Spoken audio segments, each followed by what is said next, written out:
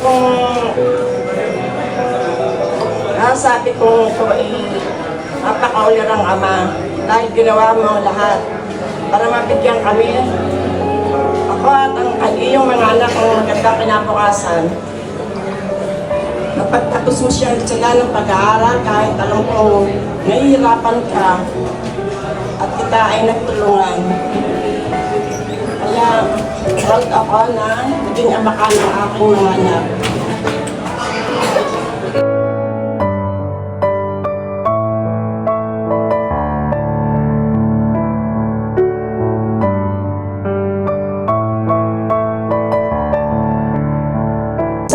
Ating lahat. Kilala naman po natin na si tatay ay napakasipag at selfless talaga. Palagi pong kami na pamilya niya yung inuuna niya, hindi po niya iniisip yung sarili niyang kapakanan. Bukod po doon sa mga ugaling yon, ang pinakahinangaan ko po kay tatay ay napakamatulungin. Kung matatandaan niyo po nung volcanic eruption, lahat naman po tayo naapektuhan, yung kabuhayan po nating lahat. Pero may mga nakausap po ako ng mga foundation, mga charities, mga grupo na maaaring makatulong. Sabi po sa akin ni tatay, ihingi mo ng tulong yung mga kababayan natin ha, mga taga-montanya, pati na rin mga taga-trangka. Talagang kahit po nangangailangan din kami, si tatay po talaga sinasabi sa akin, ihingi natin ng tulong yung iba pang nangangailangan. At sa awa naman po ng Diyos, ang saya po ni tatay dahil natulungan nga po sila.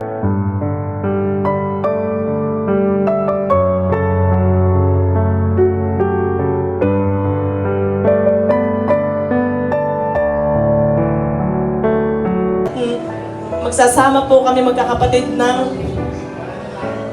ng may pagsusunuran at pagmamahalan. Walang inggita kung sino ang nakakaluwag, kung sino ang may kakayanan. Ayun. Pasalamat po tayo na meron tayong gano'n sa ating pamilya, tatay.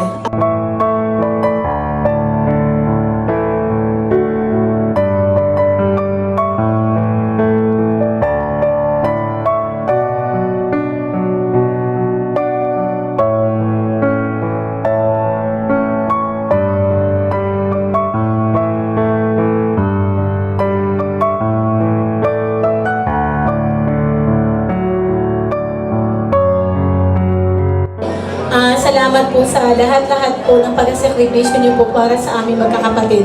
Kitang-kita po namin ang inyong paghihirap para lamang po kami ay inyong mapalaki, mapagtapos po ng pag-aaral at mabigyan po ng magandang kinabukasan. Kitang-kita po namin ang inyong pag-sakripisyo na kahit kayo po ay may nararamdaman, tuloy pa rin po ang inyong pagkatrabaho na sobrang inihanga po talaga namin sa inyo, tatay. Kaya naman, sa pagpapakita niyo po sa amin ng lakas ng loob, ng tibay ng loob, yun po yung, doon po kami humugot, tatay, para po kami ay magkaroon din po ng matibay na kalooban.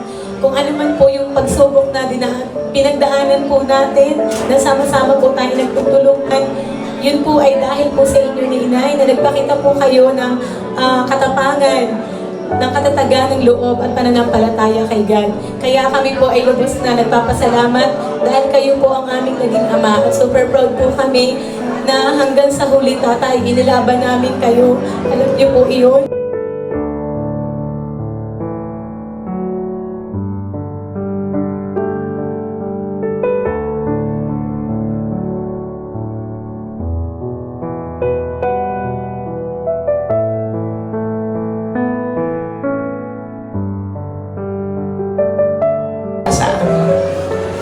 So, tatay, tulad ng sinabi ko sa inyo, no, first day nyo, maluwag na po sa dibdib namin na kayo ay amin pong isinusuko na sa Panginoon kasi sabi nga po nila, ang reward na ibibigay sa atin ng Panginoon ay yung matapos nyo ang inyong misyon dito sa lupa at kayo po ay dalhin na sa kanilang kaharian kasama nila. Tapos na ang paghihirap, tay, kita naman namin na yung mission nyo bilang isang anak, na ipakita nyo naman po yun at saksi kami sa pagmamahal nyo sa inyong mga magulang. Hanggang bago po sila mawala dito sa mundo. Sa inyong mga kapatid na hindi po nagkulang ang inyong oras para sila ay palaging puntahan at damayan sa inyong pong biyanan. Kita naman po yung pagmamahal na ipinakita nyo dahil hanggang ngayon ay sinusuklian po ng inay, lalo na po ng inay Liliana.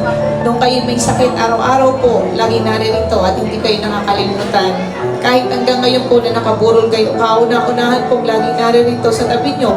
Hanggang gabi, lagi naririto at karamay namin. Bilang isang asawa, kita namin na lagi kayong magkasama ni inay, hindi kayo magkaroon man ng kaunting tampuhan, pero yung pagmamahalan ninyo bago gumabi, kita po namin na ibabalik po ulit na kayo ay natutulog ng magkasama na masaya. Naging mabuti kayong ina at yun po ay nasaksihan namin lahat.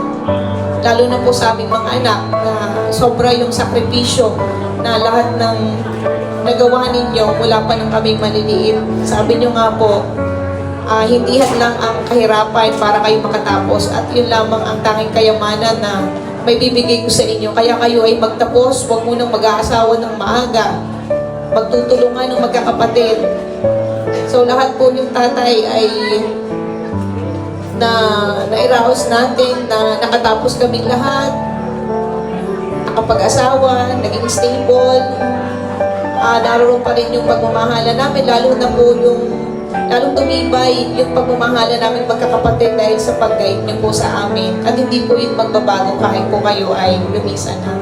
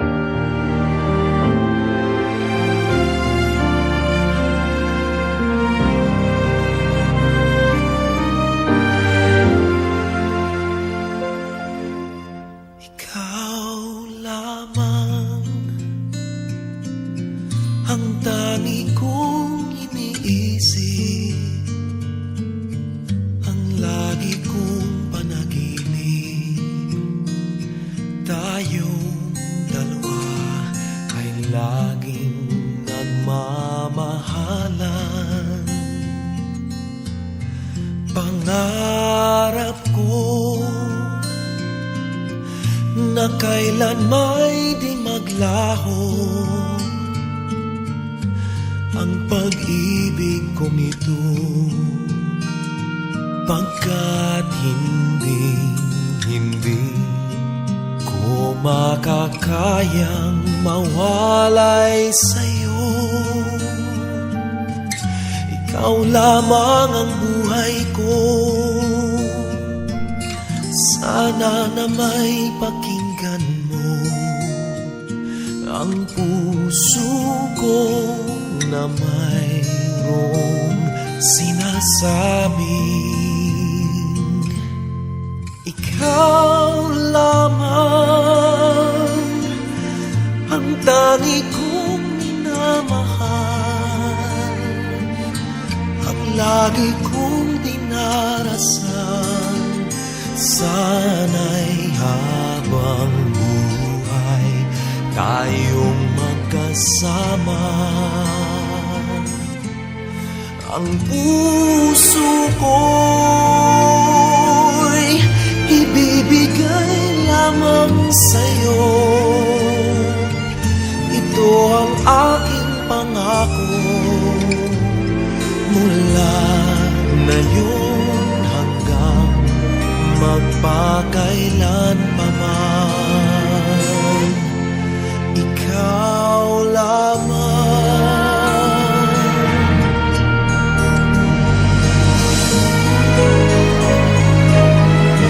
Ikaw lamang ang buhay ko, sana giliw pakinggan mo ang puso ko na mayroong sinasabing ikaw lamang